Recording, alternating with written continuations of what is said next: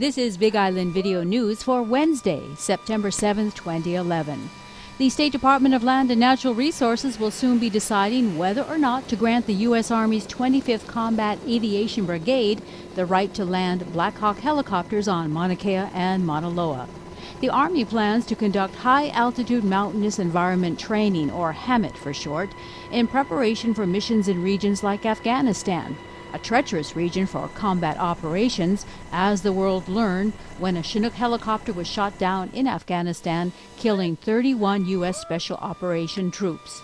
For this reason, Colonel Frank Tate, the 25th Infantry Division CAB commander, says this training is imperative and it will save lives. It's absolutely critical and life-saving for both our air crews and the thousands of young soldiers, men and women, that will travel in the back of our helicopters. At heights up to 14,000 feet, helicopters have a tough time facing increased drag or decreased engine capability, challenges that the two HAMET helos, the UH-60 Black Hawk and the CH-47 Chinook, are well equipped to handle, providing the pilot is properly prepared. The higher up you go and the higher the heat, the less efficient the engine and the rotor systems are. The handling characteristics of the aircraft are different. And the winds that you encounter whipping through mountainous terrain high up like that are very high and variable. It is essential that air crews learn to operate safely in that type of an environment before they are carrying out combat operations in Afghanistan. If approved, this will not be the first time the Army has conducted this sort of training on Mauna Kea. On 4 prior occasions, training has brought helicopters to land on these two monstrous volcanoes. In November 2003, an Army Black Hawk helicopter landed about 3.5 miles east of the designated landing zone within the Mauna Kea Ice Age Natural Area Reserve and the Adze Quarry.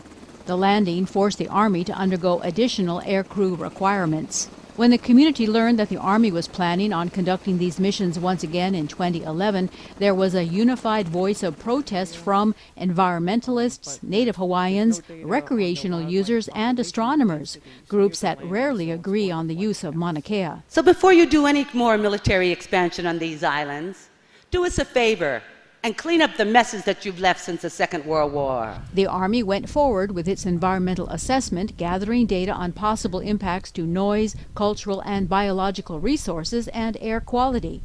The document, prepared for the Department of Army, foresaw a finding of no significant impact. However, the environmental assessment, or EA, only raised the ire of folks like Hanalei Fergustrom, a Native Hawaiian who is opposed to the Army's use of the mountain. We're talking about the one that's supposed to be starting, by the way, starts February 2011. That's next week. They say that you can pick up this information on the internet, which you can pick up all kinds of information on the internet if you know what you're looking for. The Army agreed the first draft of the EA was lacking and began a public relations effort to smooth things over. It had some very misleading things in it. Officials even invited the media up to the Pohakaloa training area for a special briefing explaining their side of the story. However, the State Department of Land and Natural Resources, DLNR, was unsatisfied and required the Army to complete a state environmental assessment in order to apply for the permit needed to use the landing zones. In July, just more than a month ago, the Army organized a special demonstration at the request of the DLNR. A handful of concerned residents and community organizations joined officials above the clouds for a first-hand look at the HAMET. And Big Island Video News was there to film.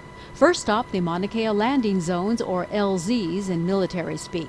The two helicopters quickly ascended to 13,000 feet, up to the 3 locations which were about 2 to 3 miles away from the actual summit. One helicopter demonstrated the landings while the other helicopter observed. Our news camera was on the observation chopper. Colonel Tate offers insight. Yeah, as your video very clearly demonstrates, there is almost no impact whatsoever from rotor wash. In the vicinity of these LZs, there is almost no sand or small particles of debris to be blown around. On Mauna Kea, the 3 LZs, landing zones, that we're still using, 1 is on the flat between 2 of the poos, and 2 are up on poos high on Mauna Kea, as high as 11,000 feet. These are ideal for us in terms of the wind and the altitude where these LZs are located. They are not located near any vegetation or other habitats and so we chose them because they've been used before and they've had no impact in the past. After a smooth set of touchdowns on the 3 landing zones on Mauna Kea, the Blackhawks taxied above the clouds to Mauna Loa, a far different terrain comprised of old lava flows. On Mauna Loa, the LZs are even more man-made. They were constructed actually to be landing zones. One of them even has the remnants of a windsock from when it was used 20 years or more ago, specifically built to be a landing zone. We chose that again because it would have the absolute minimum impact. And so by landing somewhere that was built to be landing zones, we felt that we would have the absolute minimum impact. Hanalei, Hank Fergestrom, was invited along for the ride, and he was not happy with what he saw. For myself, because I'm a religious practitioner, ancient religious practitioner, of course it's heartbreaking. It tore me apart. It was horrible because they do land on pu'us that, I mean, yes, it is an area that is not well used, but, you know, for myself, these are my temples. I have a military base in the middle of my temple. You want to know if you can fly helicopters further, and of course that's not going to be good with me. The Army is very aware of and appreciate the concerns about using Mauna Loa and Mauna Kea. Many people have very strong feelings about the both cultural and environmental significance of these 2 mountains. Now, just days away from a possible decision on the HAMET permit application, Army officials feel they have provided satisfactory answers to the community's many questions. Many of those questions have come from concerned Sierra Club members like Corey Hardin, who recently explained why she wasn't on the Army's demonstration flight. Well, 2 Sierra Club members, board members, were invited, and we declined because we were concerned that the demonstration flights even might cause some detrimental effects. And we didn't feel that one demonstration flight was going to show what would happen with repeated flights and flights going at night, and that it wouldn't show the full impact. It seemed like perhaps more of a public relations kind of endeavor. Hardin wonders what the Army will do if there is a crash at these inhospitable elevations. The mountain's not a real friendly place to do a rescue. Meanwhile, Hank Fergestrom has his eye on the Palila Critical Habitat, where the endangered native honeycreeper finds refuge amongst healthy mamani trees. One of the things of big concern to me is that they hadn't changed their flight paths, which is very, very critical to the critical habitat of the endangered species known as Palila. That's the bird.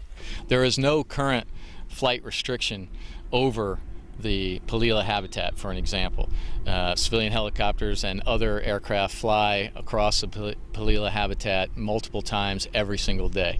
The Army, we have placed our own restriction to address the concerns of some members of the community of 2,000 feet as we transit over the Palila habitat to ensure that neither our aircraft or the rotor wash will have any impact whatsoever on the birds or their habitat. Aside from the environmental and cultural concerns, Hardin and many others wonder about access. Public access might be curtailed by the State Board of Land and Natural Resources.